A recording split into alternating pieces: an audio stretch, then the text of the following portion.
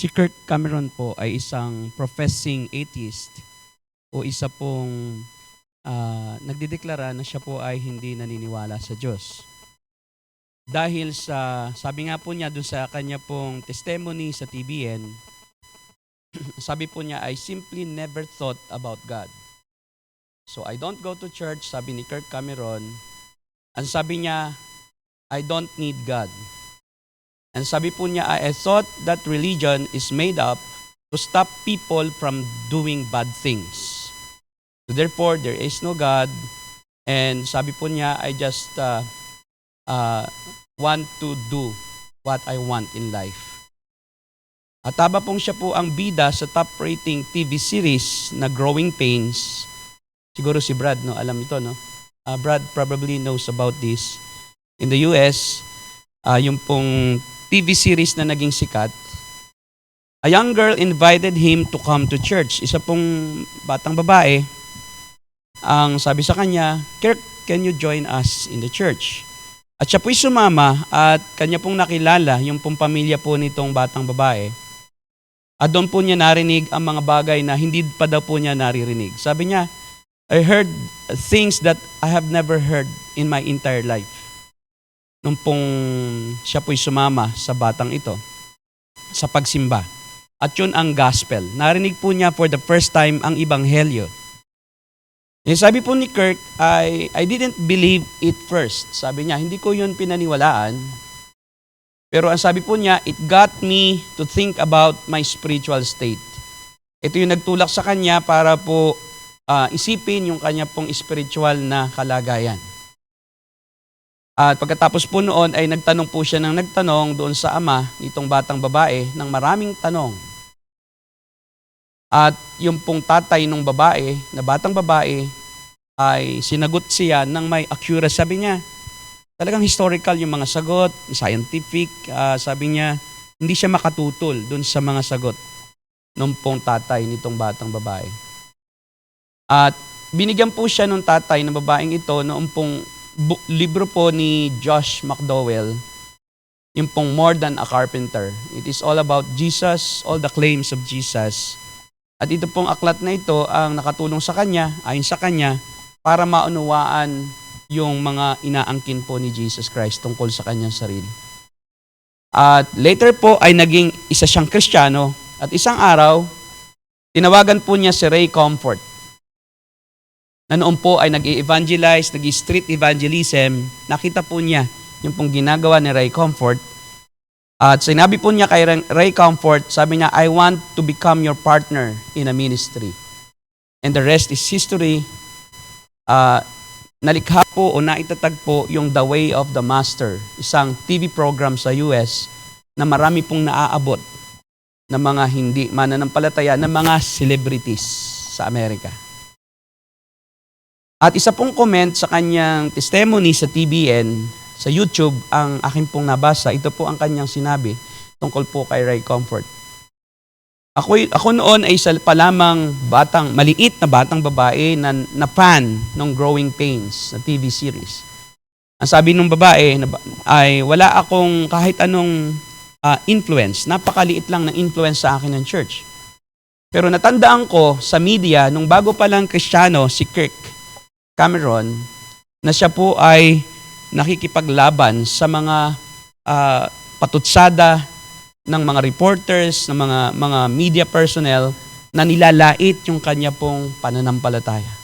At ang sabi niya, ako ay namangha, sabi niya, sa ginagawa po ni Kirk Cameron. Sabi niya, I couldn't believe a celebrity would stand for his faith. Hindi ako makapaniwala na ang isang artista, isang celebrity ay ipaglalaban ang kanyang pananampalataya. At ang sabi niya, if he can do it in front of the world, could I do that in my small world? At ang kanya pong sabi, I wish that answer was yes. Sabi niya, kung nagagawa niya ito sa buong mundo, na nakikita ng buong mundo, hindi ko kaya itong gawin sa aking maliit na mundo. At ang sabi niya ay, I'm grateful at 23 years old, I finally said yes to Jesus and no longer allowed the enemy to win my spiritual battles. Sabi niya, thank you, Kirk, for always being so bold about your faith. Ating pong tema o paksa sa linggong ito ay New Beginning, Sitting at the Feet of Jesus. Bagong pasimula, pag-upo sa paanan ni Jesus. Ito po ay tungkol sa isang babae na umupo sa paanan ng Panginoong Hesukristo at nakinig ng kanyang pagtuturo. At pinili niya na iwanan ang mga kaabalahan sa buhay, maging yung preparasyon para sa pagkain ng Panginoong Hesus at ng mga alagad, at siya po ay nakinig sa sinasabi ni Jesus. Nangyari po ito nung malapit na po ang Panginoong Hesus na pumasok sa Jerusalem. Siya ay nasa Bethany, malapit sa Jerusalem, at siya po ay malapit ng mamatay. At itong babae na to ay inihanda ang kanilang tahanan sa pagdating ng Panginoong Hesus, at naupo siya. Pagkatapos na si Jesus ay umupo at magturo. At yun po yung ating binasa kanina. At wala po iba ito kundi po si Mary, na kapatid po ni Martha at ni Lazaro. Alam po natin na si Lazaro ay mahal na mahal ng Panginoong Hesus. In fact, nang mamatay po si Lazarus, ay pinuntahan siya ng Panginoong Hesus at binuhay na mag-uli. At umiyak ang Panginoon sa libingan ni Lazaro. And one of the reasons why, kung bakit ganun kalapit ang pamilya ni Lazarus kay Jesus, ay dahil kay Maria. Dahil si Maria po ay supporter ng ministry ng Panginoong Jesus. Yun po ang sabi sa Luke chapter 8. Na si Maria ay supporter o tagapagtangkilik o tagapagbigay ng pangangailangan ng mga alagad at ng Panginoong Jesus. So ano ang ating matutunan? Matututunan sa buhay ni Maria, ng babaeng ito, na naupo sa paanan ng Panginoong Jesus. Una, ang ating pong nakaraan, gaano man ito kasama, gaano man ito kadilim, ay hindi hadlang upang lumapit at maupo sa paanan ng Panginoong Jesus. Our pasts, however dark those might be, are not hindrance to come and sit at the feet of Jesus. Tinatanggap po ni Jesus ang lahat ng mga nagsisising makasalanan, gaano man kalaki ang kasalanan nila at gaano man kadilim ang kanilang nakaraan. Tingnan natin kung sino ang babaeng ito. Let's do some sort of biographical studies sa atin pong sa ating pagsamba sa linggong ito. And tingnan natin, sino ba itong babae na to talaga? Sino ba siya talaga? So dito po sa ating talata, nabalikan natin, in-identify po yung kanyang pangalan. It is the most common name during that time, no? Napaka-common na name. At tandaan natin, during that time, wala pong apelyido ang tao, no? Walang apelyido. Ang pangalan po ng isang tao ay kinokonek sa kanyang tatay o nanay o doon sa kanyang katangian o kaya ay sa kanyang antas o yung status sa lipunan. Ang sabi dito, a certain woman named Martha welcomed him into her house, and then may babae doon, and she had a sister called Mary who also sat at Jesus' feet and heard this word. So Mary, the name was Mary. Pero tingnan natin kung sino siya sa mga Mary. There are 6 Marys according to Bible scholars sa New Testament. So may 6 daw na Maria ang pangalan, sabi ng mga scholar ng Biblia sa Bagong Tipan. Una po ay si Mary, the mother of Jesus. So no doubt that the name of the mother of Jesus is also Mary. Ikalawa po ay si Mary Magdalene. At according sa Bible scholar, si Mary Magdalene, she was called Magdalene because she came from Magdala, Galilee. And according to some Bible scholars, doon po sa Magdala, sa Galilee, ay maraming prostitute. So that's why this woman is a prostitute because of her tag name, yung kanyang taguri sa kanya. And then thirdly ay si Mary of Bethany. Ito yon, si Mary of Bethany, malinaw, yung lugar na yan ay sa Bethany nangyari at ang kanyang kapatid ay si Martha. And of course, kung kapatid niya si Martha, she is also a sister of Lazarus because Lazarus is a brother of Martha. If you remember, nung mamatay si Lazarus, si Martha yung nagpaabot ng ng mensahe sa Panginoon, sabi niya, kung nandito ka lang sana nung namatay ang kapatid ko, hindi sana siya namatay. So kapatid siya din ni Martha at ni Lazarus, itong Mary. The fourth Mary, according to Bible scholars, is Mary, the wife of Cleophas, the mother of James, the Less, and Joseph. No? Siya yung nanay ni Santiago at Juan. Yan. Si James at si John. Yan. At saka may kapatid pa silang Joseph. So, siya yung nanay ni James and John. Siya yung lumapit sa Panginoong Jesus na nagre-request na sana maupo sa kaliwa at kanan ni Jesus Christ yung kanyang mga anak na si Santiago at si Juan. And remember, John is the beloved apostle of the Lord Jesus Christ. So, this Mary, siya ang nanay ng mga apostol na si Santiago at Juan. And then, ikalima, Mary din po ang pangalan ng nanay ni Mark, yung pong sumulat ng Gospel of Mark. So, the name of John Mark, the writer of the Gospel of Mark, is also Mary. And then ika-anim, may binanggit po si Paul na Mary na taga-Rome. When Paul wrote to Rome, in his Romans, Book of Romans, binanggit niya ang isang pangalang Mary na taga-Roma. But this is one of my topics, no, chosen in my thesis during my master's. I would like to really be sure of the identity of Mary because I will be preaching about Mary. And then sabi sa gospel, wherever the gospel is preached, the name of Mary will be mentioned. And the act of this woman will be mentioned, will be broadcast to all the world. And so I need to know who really this Mary was. Sino ba talaga to? Kasi po, during the early years of Christianity in Western Christianity, ang view nila, natuklasan ko na yung view nila, mas malapit doon sa aking investigation.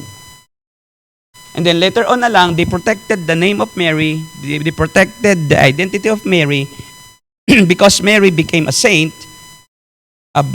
made by the Roman Catholic Church, and they don't want to tarnish the name of Mary, the sister of Lazarus and Martha, because Mary was the first to see the risen Lord.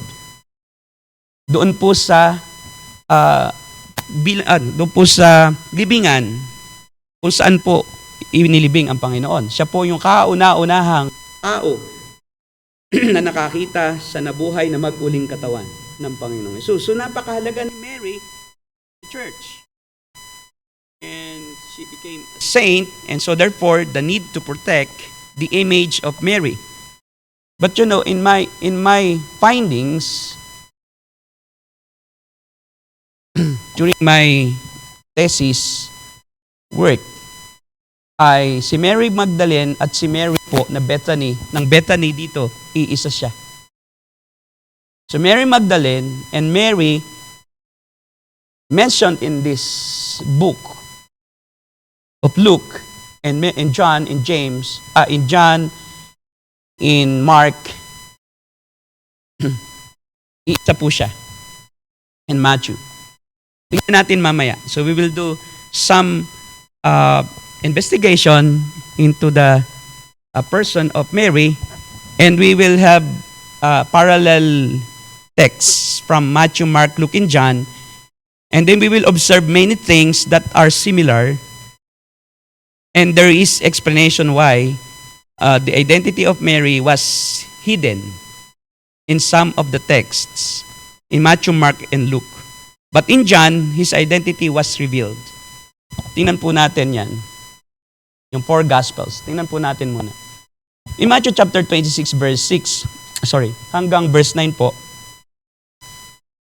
meron ditong binanggit na isang babae. So the name was not mentioned. May binanggit na isang babae at sabi dyan, lumapit sa kanya kay Jesus ang isang babae na may dalang isang sisidlang alabastro ng ungkwento na lubhang mahalaga at ibinuhos sa kanyang ulo. Samantalang siya nakaupo sa pagkain. ay lumapit sa kanya isang babae. Okay, verse 7. Ba't ganun? Pareho. Datapwat nang makita ito ng mga alagad ay nangagalit sila na nagsasabi, ano ang layo ng pag-aaksayang ito? Sapagkat ito'y maipagbibili sa malaking halaga at maibibigay sa mga dukha. That was the first mention of a woman anointing Jesus with oil, with alabaster. With oil, sabi dyan is perfume. That oil is a sort of perfume, kind of perfume. Ikalawa pong text, tingnan po natin. Sa Mark chapter 14 po at verse 3 hanggang verse 5. Binanggit dito ang lugar. At samantalang siya ay nasa Bitanya sa bahay ni Simon na Kitongin. Pansinin niyo, binanggit din po yung may-ari ng bahay. Simon na Kitongin. Samantalang siya ay nakaupo sa pagkain, pumakain din, ay dumating ang isang babae na may dalang isang sisidlang alabastro na puno ng ongwento. Pareho, no? Ang ongwento rin yung dala doon sa Luke, pero hindi binanggit yung pangalan ng babae. Hindi rin binanggit ang pangalan ng host. Pero dito, binanggit ang pangalan ng babae, binanggit ang pangalan ng host, at binanggit din yung lugar, Bethany. Okay. Makikita natin yung mga, kumbaga sa investigation ay mayroong parallel, no, result, yung mga historical background. Tapos sabi doon, datapat may ilan na nangagalit sa kanilang sarili, ito'y si Judas. Sabi ni Judas, bakit inaaksaya yung yan? Bakit inaaksaya yung pabango na yan? Sayang, dapat ibinenta yan at maipagbibili yan ng mahigit 300 denaryo. Yan po ay sweldo ng isang karaniwang empleyado sa loob ng isang taon. So makikita natin, itong babae na to, hindi po siya ordinaryong babae, no? Ordinaryo. Kasi kung mayroon ka na isang pabango na ang halaga ay sweldo ng isang taon, ng isang karaniwang empleyado, 300 denaryo, mayaman ka, no? Mayaman ka. Hindi pwedeng ito ay Magdalena na isang prosti lang na karaniwan. Saan ka kukuha kung ikaw ay prostitute? Di ba? Kung ikaw ay yun lang ang pinagkakakitaan mo, saan ka kukuha ng ganong kalaking halaga? So, identify natin dito sa pangyayaring ito, una, taga Bethany din yung babae, kasi doon din ginawa itong anointing. Doon sa Luke, hindi binanggit yung lugar, pero binanggit yung pabango, pareho. Pareho yung uri ng pabango. At dito binanggit na siya ay babaeng makasalanan. Okay, the term, a sinful woman. Doon sa ibang salin ay dating makasalanan. He was a woman who was formerly a sinner. So mayroong hint kung sino ang babae na to, no? May hint. Siya ay babaeng makasalanan, siya ay isang babaeng mayaman kasi nakabili siya ng napakalaking halaga na pabango para ibuhos sa kay Jesus bilang paghanda sa kanyang paglilibing, a symbol of yung pong burial ng Panginoon. So may alam siya sa mangyayari sa Panginoong Jesus, dapat siya kasama. Dahil kung hindi niya mauunawaan na ang Panginoong Hesus pala ay ililibing, papatayin. So dapat siya kasama ng Panginoong Hesus sa kanyang ministry at malalim ang kanyang kaalaman. Dahil alam niya na ililibing ang Panginoon. At yun ang sinisimbolo noong pagbubuhos ng pabango sa Panginoon. Sapagkat ito po ay a sort of yung pong para hindi mabulok, imbalsa mo. Diba? Pang-imbalsa. Sabi diyan, at nakatayo siya sa likuran sa kanyang mga paanan na tumatangis at pinasimulan niyang dinilig ng mga luha ang kanyang mga paa. There's something that has taken place in the life of this woman. She was so devoted to the Lord Jesus Christ na ganun ang kanyang ginawang gesture na yung paa ng Panginoon ay kanyang pinapahira ng kanyang pabango at tinuhugasan ng kanyang buhok. Ngayon po ay ito po sa bahay, ang sabi diyan ni Simong Kitongin. May binanggit diyan. Tingnan po natin. Dito po sa Marcos 14:3. Binanggit na yung pangalan ng host. Okay? Binanggit ni Mark yung pangalan ng host. Binanggit din ni Mark yung lugar. Iisa siya, di ba? Bakit iisang lugar yon? Di ba? Doon sa Matthew, the same place, and then the book of Mark mentioned the same place kung saan nangyari yung pag-anoint kay Jesus. Sabi niya, samantalang siya nasa bahay, ni Simon nakitongin. Now, take note, take note, doon sa ating text, Luke, Simon lang. Diba, Simon? Dito binanggit, Simon the leper. Now, why was it that Simon is called a leper? Makikita natin yan next. Wait lang. Balik natin doon.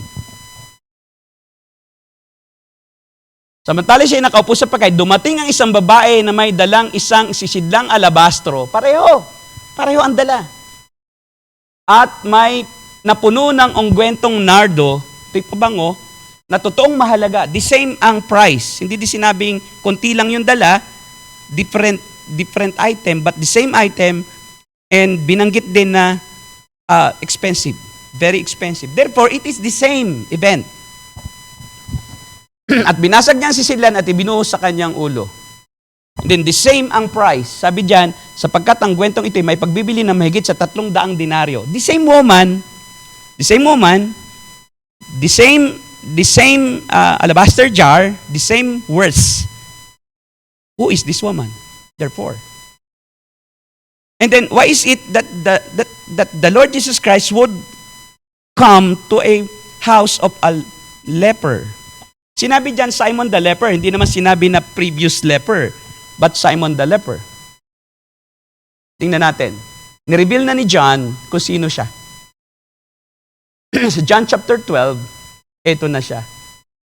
Who is this woman? According to John, she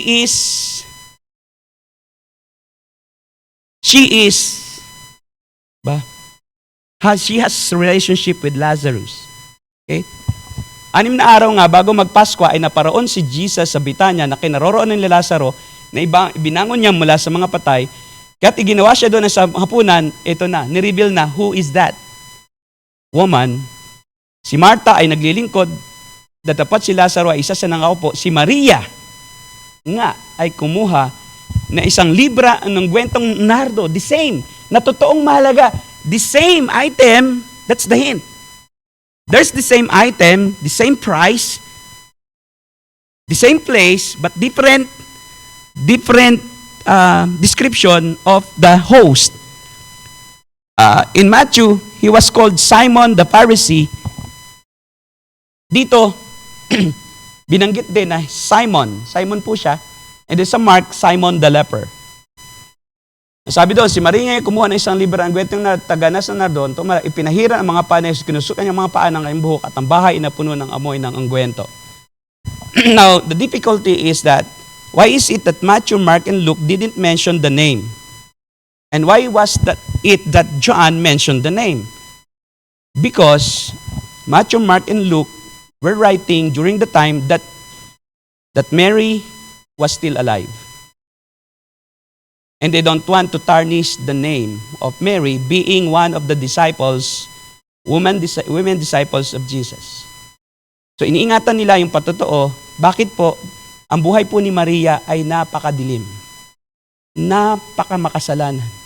Na parang ikakahiya mo talaga kung siya'y kapatid mo. Kakahiya mo siya. At ito ang dahilan kung bakit si Simon, na kanilang tatay, ay tinawag na kitongin.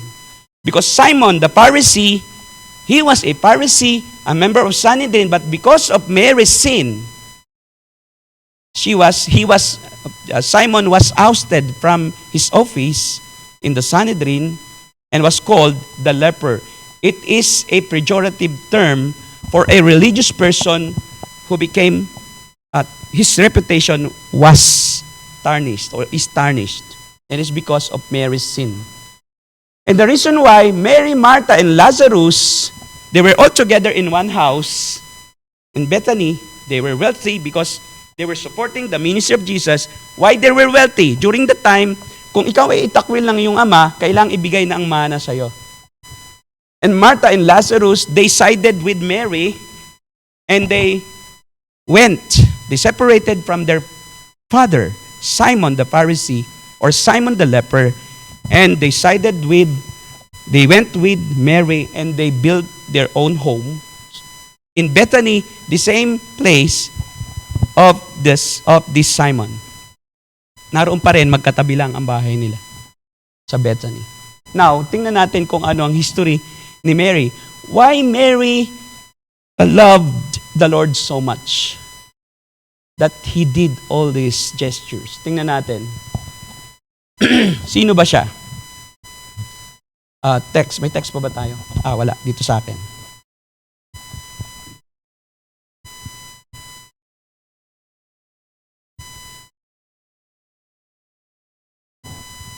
Sorry.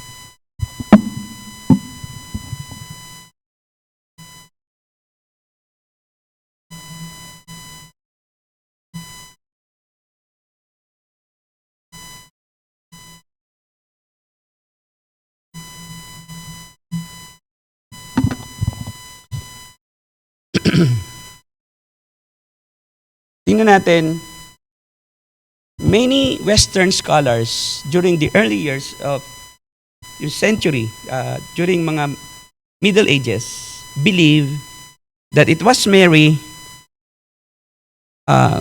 who was mentioned in chapter 8 of John. John ba to? No, Luke chapter 8. Ang sabi rito, si Jesus naman ay pumunta sa bundok ng mga Olibo. Kinabukasan, maaga pa'y nagbalik na siya sa templo. Lumapit sa kanya ang lahat ng mga tao, umupo siya roon at nagsimulang magturo. Dumating noon ang mga tagapagturo ng kautusan at mga pariseo na may dalang isang babaeng nahuli sa pangangalo niya. Iniharap nila ito sa karamihan at sinabi kay Jesus, Guro, ang babaeng ito'y nahuli sa aktong pangangalo niya. Ayon sa kautusan ni Moses, dapat batuhin hanggang sa mamatay ang mga katulad niya. Ano naman ang masasabi ninyo? Itinanong nila ito upang subukin siya at nang may maiparatang sila laban sa kanya, ngunit yumuko lamang si Jesus at sumulat sa lupa. Sa pamamagitan ng daliri, patuloy siya sa pagtatanong, kaya tumayo si Jesus nagsalita. Ang sino man sa inyo na walang kasalanan, ang siyang maunang bumato sa kanya. At muli siyang yumuko at sumulat sa lupa. Nang marinig na iyon, sila'y isa-isang umalis, simula sa pinakamatanda, iniwan nila ang babaeng nakatayo sa harap ni Jesus. Tumayo si Jesus at tinanong ang babae, nasaan sila? Wala na bang humahabol sa iyo? Wala po, Ginoo. Sagot ng babae. Sinabi ni Jesus, hindi rin kita hatulan, umuwi ka na at mula ngayon ay huwag ka nang gumawa ng kasalanan. Bakit tong babaeng ito siya ang dinala? Dahil hindi po siya nagkasala noon lang. Matagal na niyang nagawa yan. Nahuli na siya noon, but the Pharisees cannot touch her or cannot even put him to shame. Bakit? Noon, during that time, bakit? Anak siya ng isang Pharisee. At nangalo niya siya, ibig sabihin, may asawa siya dati, and then nangalo niya siya, nahuli siya sa actual. At during that time, pag nahuli ka, pwede kang batuhin. Hanggang mamatay, lamang hindi nila magawa dahil wala silang karapatan noon na humatol ng kamatayan sa kanino man. Dahil nasa kamay ng mga Romano ang paghatol. Dinilan nila siya para si Jesus, pag siya'y pumayag na batuhin hanggang mamatay, according to the law, dapat batuhin hanggang mamatay. Pag pumayag siya, lalabanan niya ang Roma. Magkakaroon sila ng pagkakataon maisuplong si Jesus bilang rebelde sa Roma. Dahil kanyang pinapangunahan ang Roma. Pag naman hindi niya pinarusahan, sasabihin nila, ikaw ay lumalaban sa kautusan ni Moises. And therefore, hindi ka guro sa kautusan. And therefore, hindi ka banal. Dahil ang kautusan ay iyong binabaliwala. Ano ang sagot ng Panginoon para hulihin siya at itrap? Bumato ang walang kasalanan. Sige, maunang bumato ang walang kasalanan. So that's his answer. And then, one by one, from the oldest to the youngest, nagsialisan ang mga tao. Dahil walang sino man ang hindi nagkasala. And then hinarap niya ang babaeng ito, which is, according to my study, is Mary. Hinarap niya si Mary at sinabi sa kanya, wala bang umatol sa iyo? Wala bang bumatol? Wala po, sabi ni Maria. Nasaan sila? Wala po, Ginoo. At sinabi, hindi rin kita hatulan, umuwi ka na at mula ngayon, ay huwag ka nang magkasala. And then from that day on, Mary Magdalene became a follower of Jesus Christ. Now the question is, why is it that a woman who belongs to a religious family, who is a daughter of a Pharisee, became a sinful woman, became sinful. There's answer to that. According to Luke chapter 8, verse 1 and 2, sabi rito ay ganito. Pagkatapos nito, nilibot ni Jesus ang mga bayan at nayon sa paligid, nangangaral siya at nagtuturo ng magandang balita tungkol sa kaharian ng Diyos, kasama niya ang 12, at ilang babaeng pinagaling niya sa masasamang espiritu at sa kanilang karamdaman. Si Maria na tinatawag na Magdalena, mula sa kanya ay 7 demonyo ang pinalayas. She was possessed by an evil spirit, 7 evil spirits. And this drove her to do sinful acts. She was captive. She was held captive by these 7 demons. And the Lord Jesus Christ held her. And then si Juana, ang asawa ni Kusa, now, this Mary Magdalene cannot be a common prostitute because in verse 3, sabi rito, si Juana na asawa ni Kusa, nakatiwala ni Herodes, Susana at marami pang iba, tinustusan nila mula sa sarili nilang ari-arian ang mga pangangailangan ni Jesus at ng kanyang mga alagad. Therefore, this Mary Magdalene is not an unordinary adulterer, according to some prostitute because of the term Magdala. But she is not an ordinary woman, she is rich. Why she is rich? Because daughter siya ng isang abogado ng panahong yon. At ibinigay na sa kanila ang kanilang parte. At nagsama-sama sila magkakapatid and they continued to support the ministry of the Lord Jesus. And that's the reason why the Lord Jesus Christ loved Lazarus so much that he cried in front of his tomb and resurrect the dead Lazarus.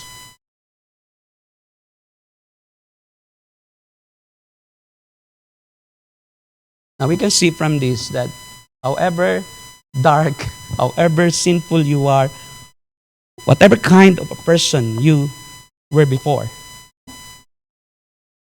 you come to Christ, it is not a hindrance for you to serve and sit at the feet of Jesus and learn and change and become a saint. The past should not define us. Our past should not define us. Ang nakaraan na 'yon. Hindi yun dapat ang mag-define sa atin at mag-describe sa atin ngayon bilang mananampalataya. Now, tingnan natin ano yung symbol ng pag-upo sa paanan ni Jesus. What was Mary sitting at the feet of Jesus denotes? First is, pinapahiwatig nito that Jesus and His words are His top priority in life. It denotes that Jesus and His words are His top priority in life. Her life ever since she was called to ministry. Her life ever since she was forgiven. Her life since she was accepted by Jesus Christ and experienced the love of Christ. Jesus Christ and His words became His top priority. Her life revolves around Jesus. He followed wherever Jesus goes. And He supports Him from her own pocket, from her own family. He saw this nard. And she thought of why this nard doing in my shelf? Ba? Why not offer it to the Lord Jesus Christ? Equivalent to 1 year salary of a common employee during that time. She gave her best to the Lord because she has experienced the love of the Lord. Remember, we love because God first loved us. You cannot love God, you cannot love Christ the way Mary loved the Lord if you didn't experience the love of Christ beforehand. Kailangan mong maranasan yung pag-ibig ng Diyos. And the more sinful you were before you became a Christian, the more you will be dedicated to Christ. Remember Apostle Paul, sabi niya, ang pag-ibig ni Kristo ang nagpupumilit sa akin para magkaganito. I risk my life in all dangers. I faced all persecutions gladly because His love compels me. His love compels me to become like this. And the same with Mary.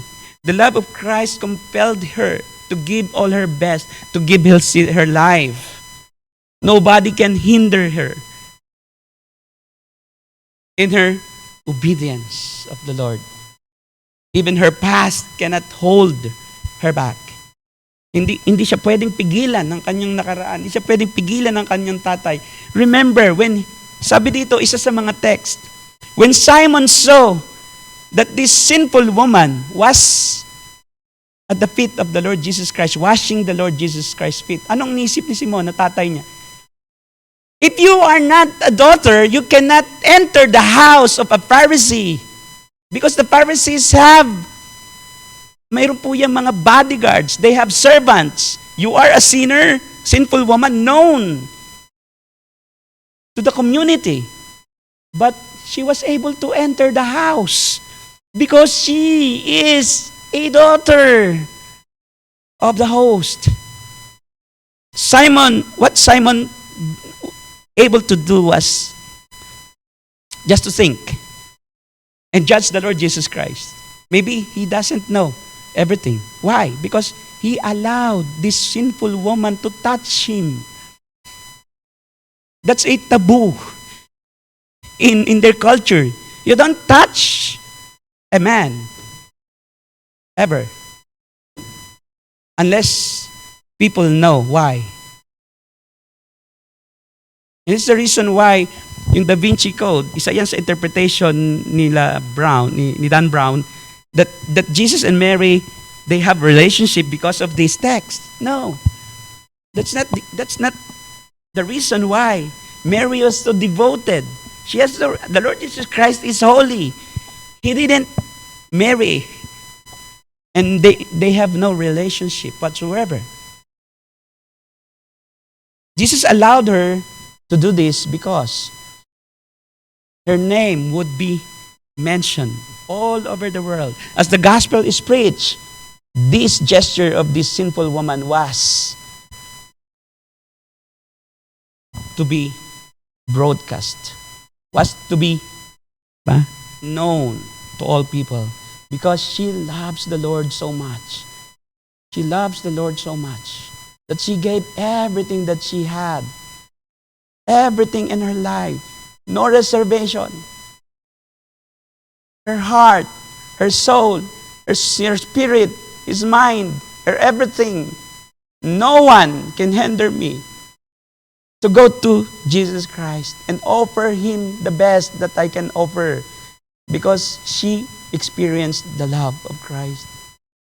She knew how sinful she was before. And who was she to not love the Lord?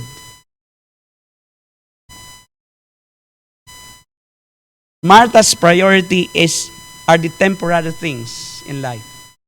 Kasi host sila eh. Host. So pagkadating ng Panginoon,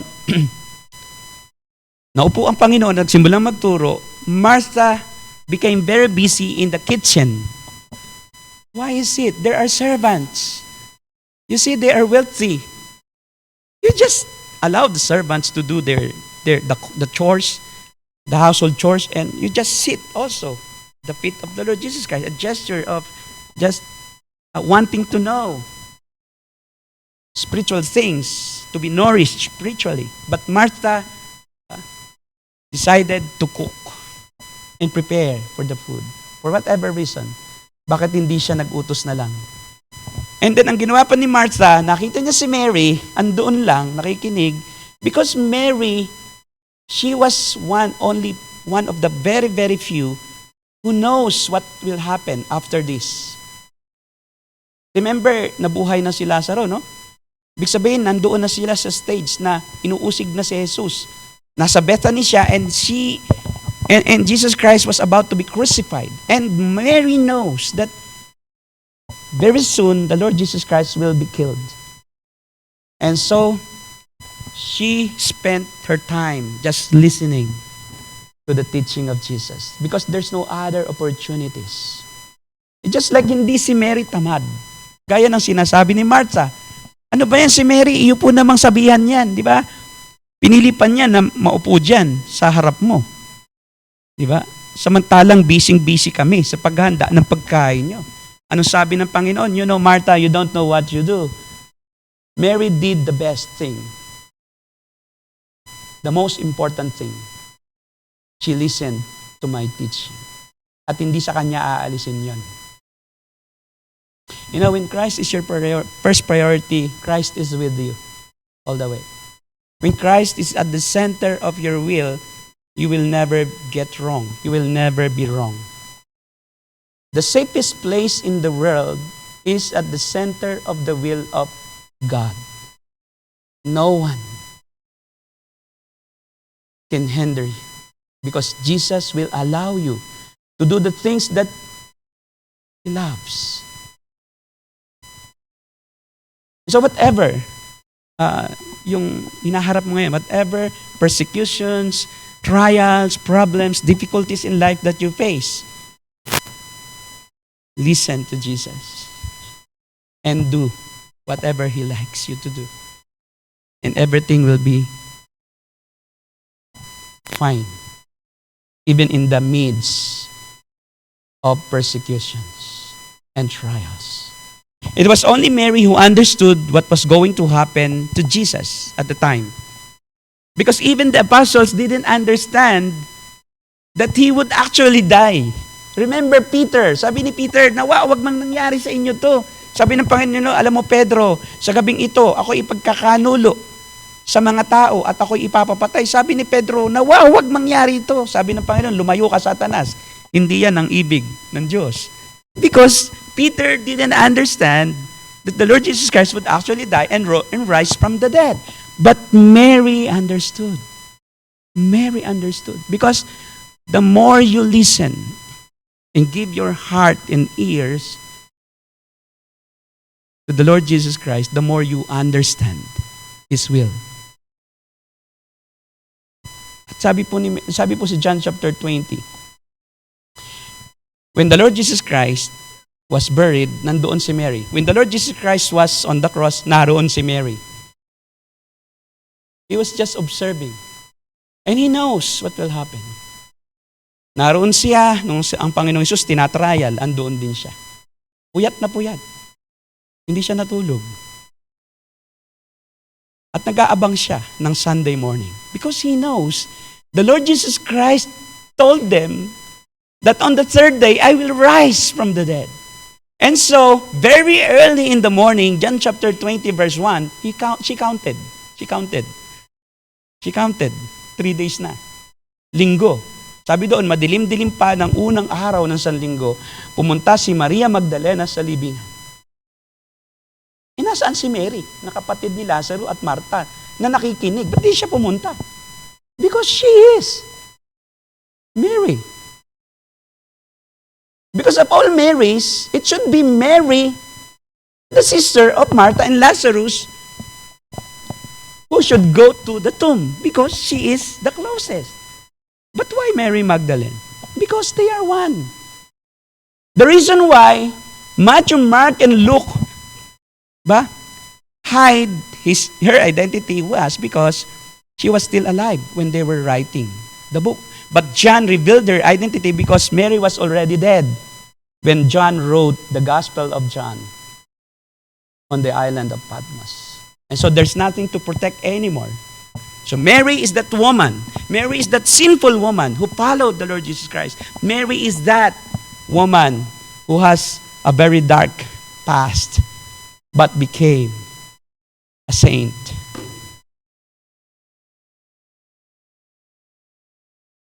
Only Mary understood. Then when he went to the tomb, naratnan niya roon, naalis na ang batong nakatakip sa libingan. At binalita niya, pagkatapos siya, sabi niya, nakita niya bukas na, tumakbo siya, umiiyak. Bakit gano'n? Kasi mahal na mahal niya ang Panginoon eh. Kasi hindi niya agad na na akala niya ninakaw. Di ba? Kasi our faith falters sometimes. Even if you know that the Lord Jesus, even if she knows that the Lord Jesus Christ will resurrect from the dead, of course, yung faith falters. Yung emotion, halo-halo. Sabi niya, wala na ang Panginoon doon. Tumakbo siya at pinuntahan si John at saka si Peter. Tumakbo rin si Peter and John. Pumunta roon, naunahan ni Peter si John, sumilip si Peter, nakita, alam niyo po ang nakita ni Peter, sabi ni John, at saka ni John, ini-describe ni John, yung pong inililibing during that time, binabalot po yan ng tela. Parang mami. Nakita niya, parang korting tao pa rin yung tela, pero walang laman. Hindi siya inalis. Kasi the body of the resurrected Lord Jesus Christ, hindi siya confined sa space, kaya kaya niyang lumusot doon. Nang mag-resurrect ang Panginoon, lumusot siya doon, sa balot. Parang alimango yung nagluno. Kaya sabi doon, and they believed. Why? It's very hard to escape from the linen. Nakatali ka doon, nakabilanggo yung katawan mo. But, ang sabi pa doon, yung una niya ay nakatiklop. At yung katawan niya, korting tao, pero wala na ang katawan. And they believe. And then, nang umalis na si John at saka si Peter, naiwan si Martha doon. Ibig sabihin, nung ibalita niya, kasama din siyang bumalik. At nang umalis si John and Peter, andun pa rin siya. Naghihintay siya. Sabi niya, anong nangyari? Bakit ganun? Nawawala ang katawan ng Panginoon. Nawala na yung faith, di ba? Siya ngay mabubuhay eh. Tapos sa John chapter 20, continuation, verse 11 to 18, si Maria ay nakatayong umiiyak sa labas ng libingan. Habang umiiyak ay yumuko siya at sumilip ulit sa loob. Sabi niya, ano ba talaga? Wala ba talaga? And then, she saw two angels. May dalawang anghel na nakadamit na puti, nakaupo sa pinaglagyan ng bangkay ni Jesus, ang isa'y sa gawing ulunan at ang isa na may sa paanan. Tinanong nila si Maria, babae, bakit ka umiiyak? Sumagot siya, kinuha nila ang aking Panginoon at di ko alam kung saan siya inilagay. Pagkasabi nito, napalingon siya at nakita niya si Jesus na nakatayo roon, ngunit hindi niya nakilalang si Jesus iyon. Tinanong siya ni Jesus, babae, bakit ka umiiyak? Sinong hinahanap mo? Akala ni Maria, ang kausap niya ang hardinero, kaya sinabi niya, Ginoo, kung kayo po ang kumuha sa kanya, pakituro nga po ninyo sa akin kung saan ninyo siya inilagay at kukunin ko. Grabing tapang, no? Kukunin yung patay. Nag-iisa, bubuhatin, no? Because that's what faith does. Faith, if you have faith, you can do anything that you are not able to do before you become a Christian. Magiging iba ka na. Kaya mong gawin yung hindi mo kayang gawin dati. At sumarap si Jesus sa kanya at sinabi, Rabuni. Umarap siya at kanyang sinabi sa wikang Hebreo pagkatapos sabihin ni Jesus, Maria. At ang sabi ni Maria, Rabuni, ang ibig sabihin guro. Sinabi ni Jesus, wag mo akong hawakan sapagkat hindi pa ako nakakapunta sa Ama. Yung katawan, diba? Hindi pa siya bumalik sa Ama. But the Spirit, siyempre bumalik na. Pero yung katawan, hindi pa. Sa halip, pumunta ka sa aking mga kapatid at sabihin mo sa kanila na aakyat ako sa aking Ama at inyong Ama, sa aking Diyos at inyong Diyos. Kaya't si Maria Magdalena ay pumunta sa mga alagad at ibinalita sa kanila, nakita ko ang Panginoon. At sinabi rin niya sa kanila ang mga sinabi sa kanya ni Jesus. The first person ever that has witnessed the resurrected body of the Lord Jesus. Ganon siya ka-special. And why she was special? Because of her conversion story. Napakasamang babae. Pero pinatawad ng Panginoon. So, yung binigay sa atin the Dr. Carrag na theme, A New Beginning, fitting na fitting. As we begin this year, huwag tayong manghinawa na maging kagaya ni Maria sa lahat ng oras. We are a work in progress like Mary. Hindi tumitigil ang Diyos sa ating nabaguhin ang ating buhay. At kahit ano pa ang nangyari sa atin noon, Tandaan mo, yung isang quotation yung isang quotation na aking nabasa. When God has forgiven us, ang forgiveness niya ay made from eternity, not made from that moment that you ask for forgiveness. Yung kanyang forgiveness is not based on who you are, but on who He is. So when Mary was pardoned from her sins, she knows that she was forgiven for eternity. And so she served the Lord with all her life, with all her resources, with all her mind and soul. And likewise, we should also. Ay manalangin. Aming Diyos na makapangyarihan sa lahat. Kayo po ang pumili sa amin upang kami hanguin sa aming pong makasalanang pamumuhay bago po kami ninyo tinawag. At kami po ay inyong hinubog upang maglingkod sa inyo. At patuloy mo pa kaming hinuhubog upang maging kagaya mo. At patuloy mo po kaming gamitin, Panginoon, sa lahat ng mga kaparaanan na iyong ipapagawa sa amin, na iyong gagamitin kami. Gamitin mo po kami katulad ng paggamit mo sa isang babae na naging masama nung una, pero naging isang banal. Tulungan mo kami na kagaya ni Maria ay maipagkaloob ang lahat. Ang aming resources, ang aming wisdom, ang aming talents, ang aming pong strength at devotion ay sa inyo lamang. Namin maiukol, Panginoon. At kayo lamang ang maluwalhati sa aming mga buhay. Siya po namin pinagkakatiwala ang lahat ng ito. At ang pasasalamat ay sa inyo lamang nararapat ibigay sa lahat ng mga natutunan namin sa umagang ito. Sa pangalan po ng iyong anak na si Jesus. Amen. Mayang lahat, tayo po ay magwakas sa manalangin. Ating papasalamatan ang Panginoon sa buong sanlinggo at ipaubaya sa Kanya ang susunod na linggong darating. Ating manalangin. Aming Diyos na makapangyarihan sa lahat. Kami po ay nagpapasalamat sa iyong mga salita na iyo pong inihayag sa amin, sa iyong kalooban na iyo pong patuloy na pinahahayag sa bawat isa sa amin upang aming sunod sa amin. Salamat po sa buhay ni Maria Elena na tunay na iyo pong binago at iyo pong ginawang halimbawa para sa amin upang kami sumunod at ialay ang lahat sa amin. At sa gayon ay patuloy na ikaw ay aming maparangalan na siya namin din pong kasiyahan sa mundong ito. Sapagkat wala na pong pagmumulan pa ng kasiyahan, walang kapantay, kundi ang kasiyahan na maisuko namin ang lahat ng buhay. Maipagkaloob sa inyo ang lahat upang kami sumunod at makasunod sa iyo pong nais pagawa sa amin habang narito kami sa lupa. Kayo po, Ama, ang aming pong pagkakatiwala sa susunod pa rin pong linggo ng aming buhay. Lahat po ng magaganap ay hawak po ninyo at inyo pong pinahintulutan. At anuman po ang aming pong maranasan buong susunod na linggo, nawa po ito'y aming pong maipagkatiwala at mapasalamatan naman ang mga karanasan. Salamat po ng marami at nawa pagkalubo po ang pangailangan po pati ang kanila pong pinansyal, kanila pong mga hanap buhay, ang kanila pong mga negosyo, ang kanila pong mga personal na buhay. Inyo po silang pagkalooban ng lahat ng kanilang kinakailangan upang sila ay makasurvive sa mundong ito habang sila po ay nakikipagbaka sa kanilang pananaw. Ikaw po ang mag-ingat sa amin, sa aming pong mga ginagawa. Iyo po kaming patuloy na pabantayan nawa sa iyong mga angkol upang patuloy